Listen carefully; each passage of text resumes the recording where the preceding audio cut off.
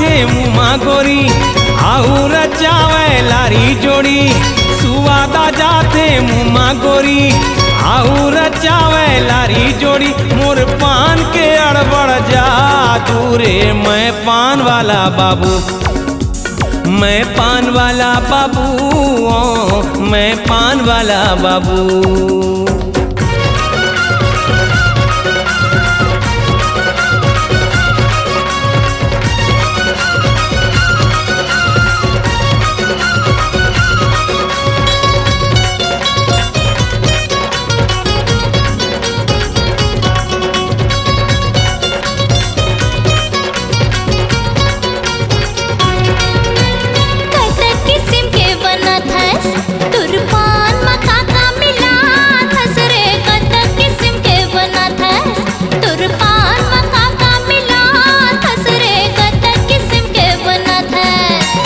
कपूरी पति बंगलापति बौने नहीं सके कन्हूरती कपूरी पति बंगलापति बौने नहीं सके कन्हूरती मैं पान गजब के बना थोरे मैं पान वाला बाबू मैं पान वाला बाबू मैं पान वाला बाबू।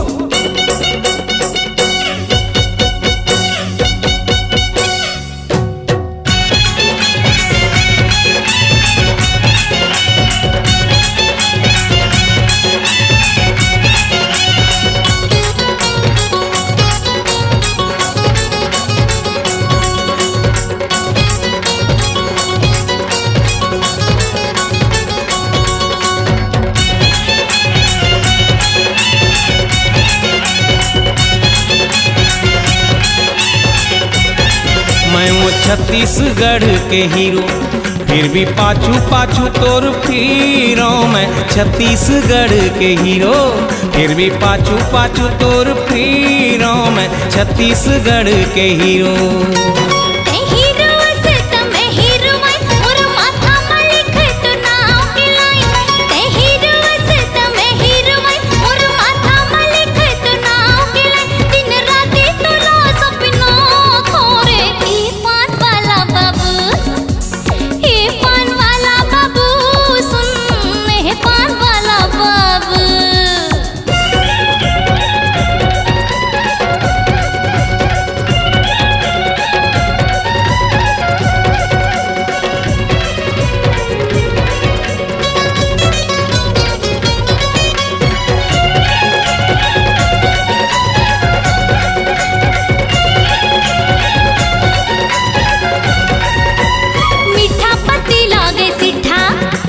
बोली हाड़ बड़ मीठा रे मीठा पति लागे सिठा तुर बोली हाड़ बड़ मीठा रे मीठा पति लागे सिठा।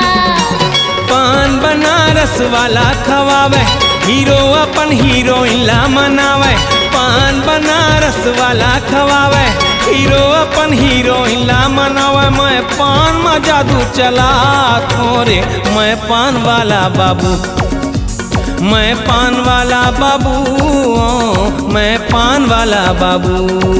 तुर पान चलाए गाए जादू मन मोर होथे बेकाबू तुर पान चलाए गाए जादू ई पान वाला बाबू ई पान वाला बाबू सुन ए पान वाला बाबू।